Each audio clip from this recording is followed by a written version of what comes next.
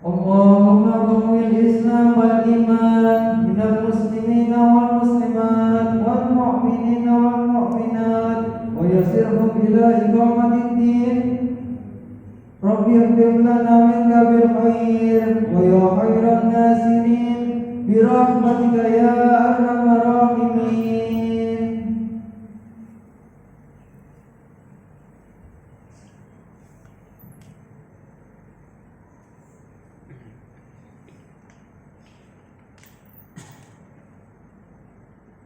الله أكبر الله أكبر الله أكبر الله أكبر الله أكبر الله أكبر الله أكبر الله أكبر الله أكبر الله أكبر كبيرا والحمد لله بكرة وأصيلا لا إله إلا الله والله أكبر الله أكبر ولله الحمد.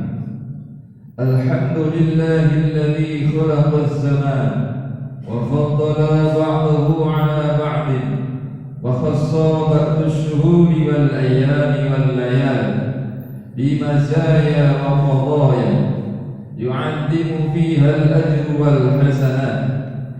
أشهد أن لا إله إلا الله وحده لا شريك له له الملك العظيم الأكبر وأشهد أن سيدنا محمدا عبده ورسوله.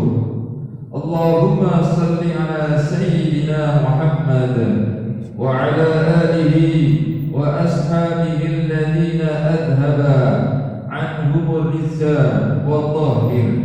أما بعد فيا عباد الله اتقوا الله اتقوا الله اتقوا الله حق تقاته ولا تموتن إلا وأنتم مسلمون. Hadirin jamaah Idul Adha yang dimuliakan Allah Subhanahu wa taala. Di pagi hari yang penuh berkah ini kita berkumpul untuk melaksanakan sholat Idul Adha.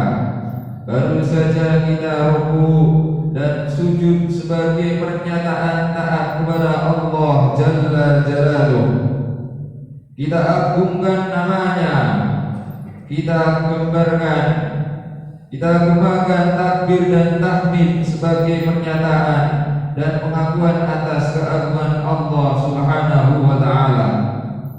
Takbir yang kita ucapkan bukanlah sekedar gerak bibir tanpa arti, tetapi merupakan pengakuan dalam hati, menyentuh dan menggetarkan relung-relung jiwa manusia yang beriman.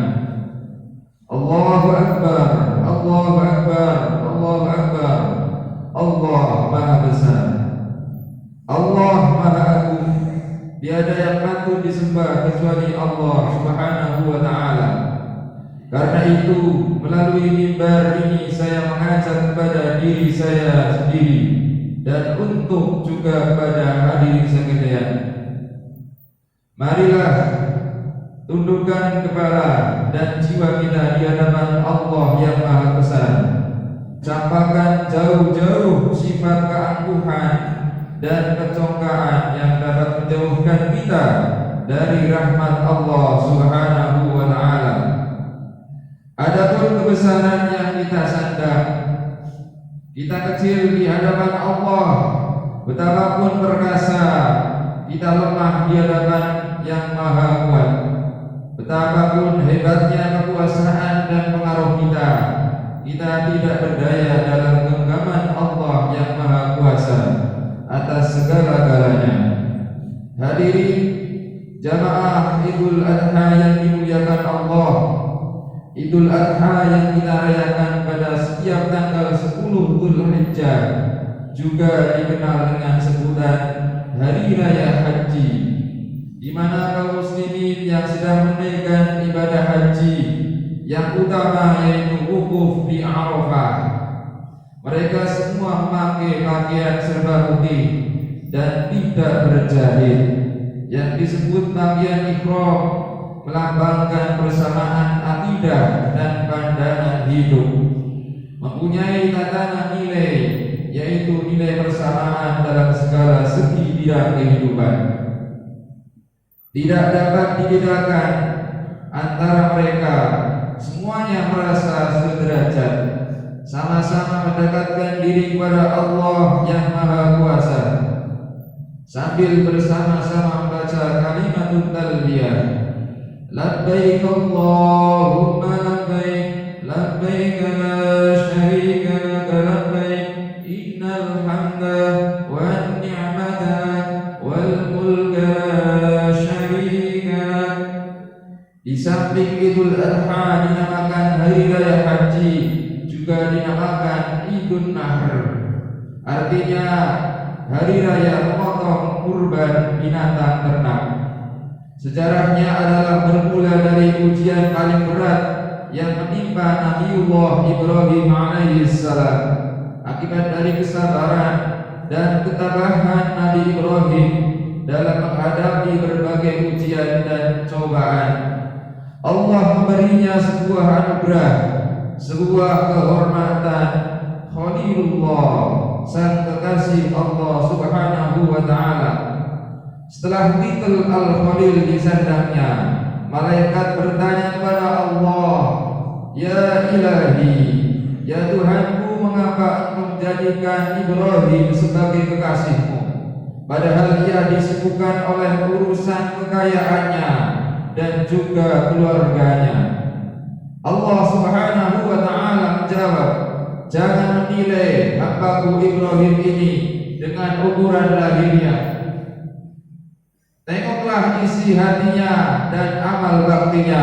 Sebagai realisasi dari firman-Nya ini, Allah Subhanahu wa ta'ala mengizinkan para malaikat menguji keimanan serta ketakwaan Nabi Ibrahim. Ternyata kekayaan dan keluarganya tidak membuatnya lalai dalam ketaatannya kepada Allah Jalla Jalaluh. Dalam kitab Mishkatun Anwar disebutkan bahwa Nabi Ibrahim memiliki kekayaan 1000 ekor domba, 300 lembu, 100 ekor unta.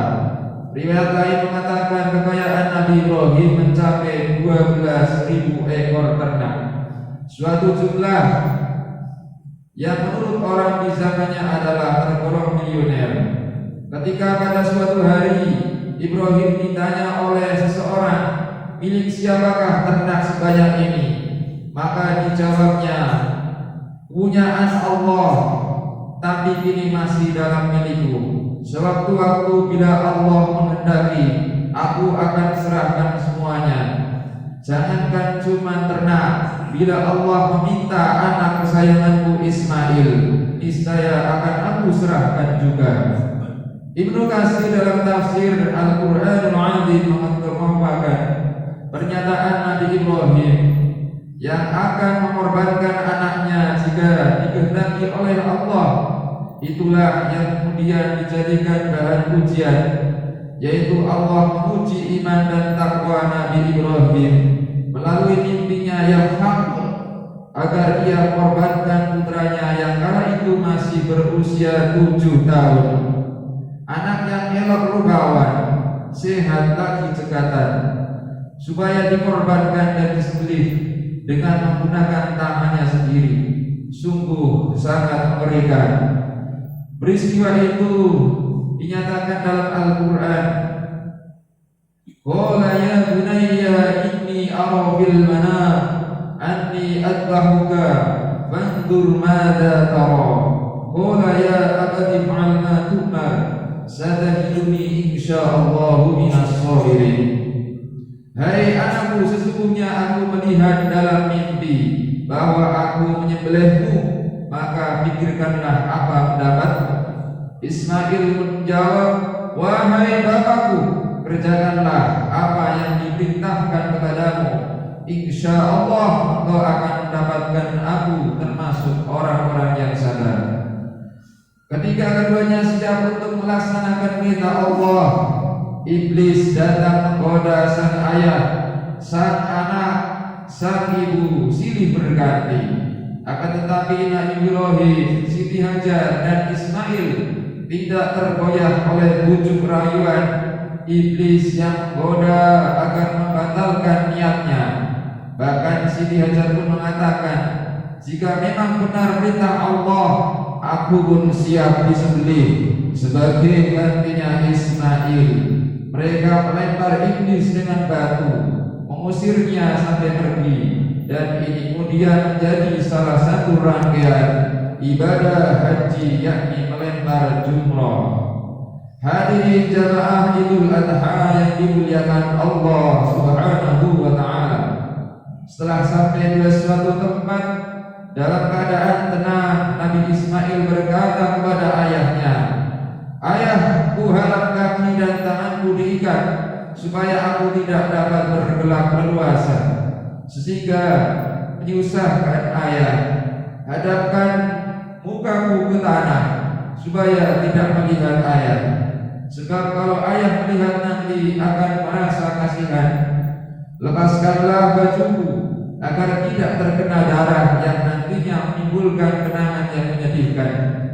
Asahlah tajam-tajam pisau ayah agar penyembelihan berjalan singkat. Sebab sakaratul maut dahsyat sekali. Berikan bajuku kepada ibu untuk kenang-kenangan, serta sampaikan salamku kepadanya supaya dia tetap sabar. Sebab saya dilindungi Allah Jalla Jalaluh. Jangan cerita bagaimana ayah mengikat tanganku.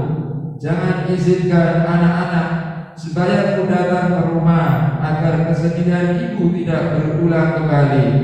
Dan apabila ayah melihat anak-anak sebayaku, jangan terlalu jauh untuk diperhatikan. Nanti ayah akan sedih." Nabi Ibrahim alaihissalam jawab, "Baiklah anakku, Allah Subhanahu wa taala akan menolongmu." Setelah Nabi Ismail putra tercinta diletakkan di atas buah batu dan pisau pun diletakkan di atas lehernya, Nabi Ibrahim pun menyembelih dengan menekan pisau itu kuat-kuat, namun tidak mempan, bahkan tergores pun tidak.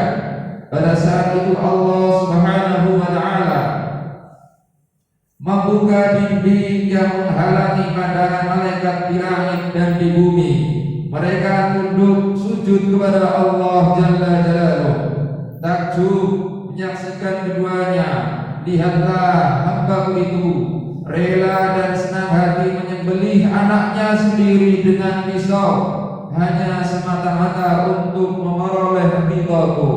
Sementara itu Nabi Ismail pun berkata, "Ayah, bukanlah ikatan kaki dan tanganku, agar Allah Subhanahu wa taala tidak melihatku dalam keadaan terpaksa, dan letakkanlah pisau itu di leherku, supaya para malaikat itu menyaksikan putra Khalilullah Ibrahim taat dan patuh kepada perintah Allah Jalla Jalaluh." Nabi Ibrahim pun mengabulkannya, lantas membuka ikatan dan menekan pisau itu ke lehernya kuat-kuat.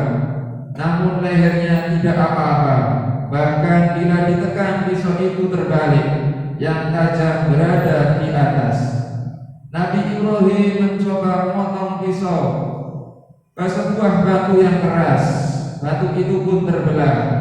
Nabi Ibrahim pun berkata kepada pisau, "Wahai pisau, engkau sanggup membelah batu, tetapi mengapa engkau tidak sanggup memotong leher?"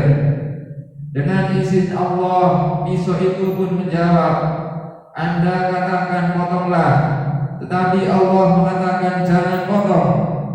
Mana mungkin aku memenuhi perintahmu, wahai Ibrahim, jika akibatnya akan durhaka kepada Allah Subhanahu wa taala." Hadirin jamaah Idul Adha yang dimuliakan Allah, dalam pada itu Allah Subhanahu wa taala memerintahkan Jibril untuk mengambil seekor kibas dari surga sebagai gantinya, dan Allah Subhanahu wa taala berseru dengan firman-Nya, menyuruh menghentikan perbuatannya, tidak usah diteruskan pengorbanan terhadap anaknya untuk meridhoi keduanya dalam kepasrahan dan tawakalnya. Sebagai imbalan keikhlasannya, Allah mencukupkan dengan penyembelihan seekor kambing sebagai kurban, sebagaimana diterangkan dalam Al-Quran surat As-Saffat. Wa fadainahu bidhibhin 'adzim, dan kami tebus anak itu dengan seekor sembelihan yang besar. Wa tarakna 'alaihi fil akhirin, kami abadikan untuk Ibrahim ujian yang baik di kalangan orang-orang yang datang kemudian. Salamun ala Ibrahim, yaitu kesejahteraan semoga dilimpahkan kepada Nabi Ibrahim. Kadzalika najzil muhsinin, demikianlah kami memberi balasan kepada orang-orang yang berbuat baik. Menyaksikan tragedi penyembelihan yang tidak ada bandingannya dalam sejarah umat manusia itu, malaikat Jibril kagum seraya terlontar darinya suatu ungkapan, Allahu Akbar, Allahu Akbar, Allahu Akbar. Nabi Ibrahim menjawab, La ilaha illallah wallahu akbar, yang kemudian disambung oleh Nabi Ismail, Allahu Akbar walillahil hamd.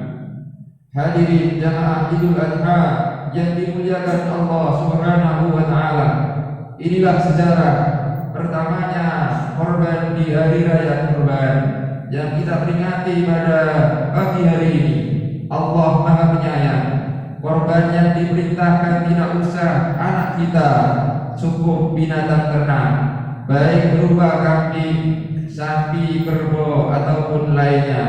Sebab Allah tahu kita tidak akan mampu menjalaninya.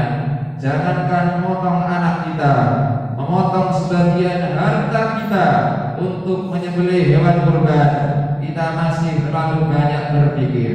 Memotong 2,5% harta kita untuk zakat, kita masih belum menunaikannya. Memotong sedikit waktu kita untuk sholat 5 waktu, kita masih keberatan. Menunda sebentar waktu makan kita untuk berpuasa, tidak mampu melaksanakannya, dan lain sebagainya. Begitu banyak dosa dan pelanggaran yang kita kerjakan yang membuat kita jauh dari rahmat Allah Subhanahu wa taala. Hadirin jamaah Idul Adha yang dimuliakan Allah, hikmah Allah Subhanahu wa taala yang dapat diambil dari pelaksanaan sholat Idul Adha, bahwa hakikat manusia adalah sama. Yang membedakan hanyalah takwanya. Dan bagi yang menunaikan ibadah haji pada waktu wukuf di Arafah, memberi gambaran bahwa kelak manusia akan dikumpulkan di padang mahsyar untuk dimintai pertanggungjawaban. Tepatlah apabila perayaan Idul Adha digunakan menggugah kesedihan kita untuk berkorban bagi negeri kita tercinta yang tidak pernah luput dirundung kesusahan. Dalam kondisi seperti ini sebenarnya kita banyak berharap dan mendoakan mudah-mudahan para pemimpin kita, elit-elit kita dalam berjuang tidak hanya mengutamakan kepentingan pribadi dan kelompoknya, tetapi untuk kepentingan bangsa dan negara. Pengorbanan untuk kepentingan orang banyak tidaklah mudah. Berjuang dalam rangka mensejahterakan umat memang memerlukan keterlibatan semua pihak. Hanya orang-orang yang bertakwalah yang sanggup melaksanakannya. Mudah-mudahan perayaan Idul Adha kali ini mampu menggugah kita untuk rela berkorban demi kepentingan agama, bangsa dan negara. Amin amin ya rabbal alamin. A'udzu billahi minasyaitonir rajim. Bismillahirrahmanirrahim. Inna a'tainakal kautsar fashalli li rabbika wanhar. إن شانئك هو الأبتر. بارك الله لي ولكم في القرآن العظيم ونفعني وإياكم بما فيه من الآيات والذكر الحكيم وتقبل مني ومنكم تلاوته إنه هو السميع العليم فاستغفروه إنه هو الغفور الرحيم. اللهم صل وسلم على سيدنا محمد وعلى آل سيدنا محمد.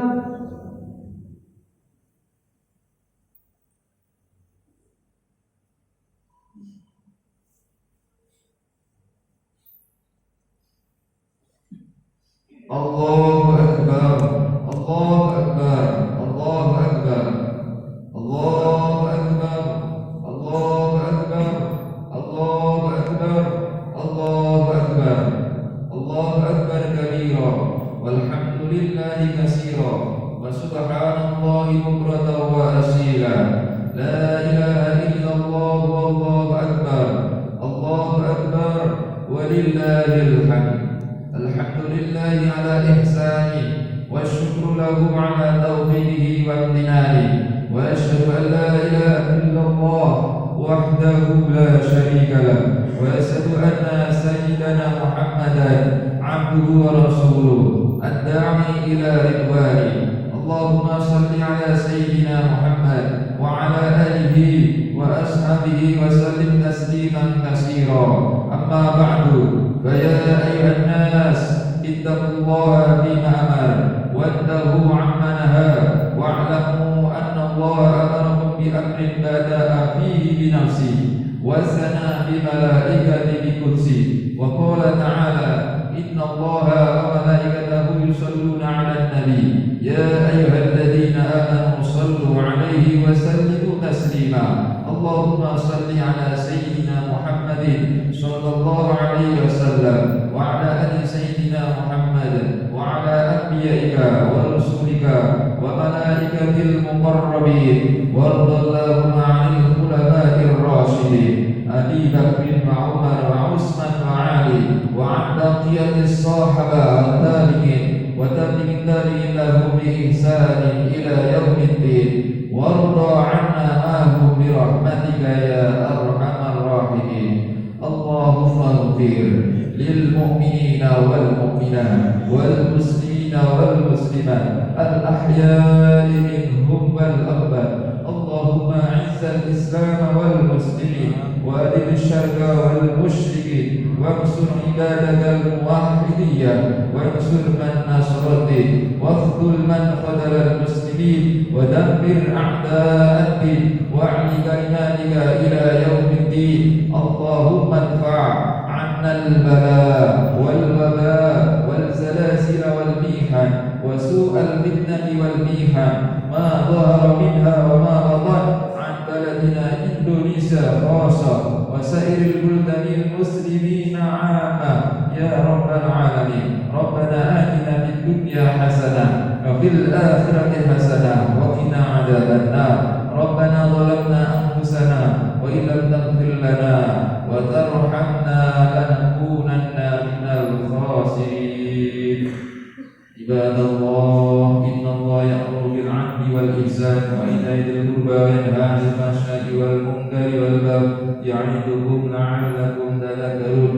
واذكروا الله العظيم يذكركم واشكروه على نعمه يزدكم ولذكر الله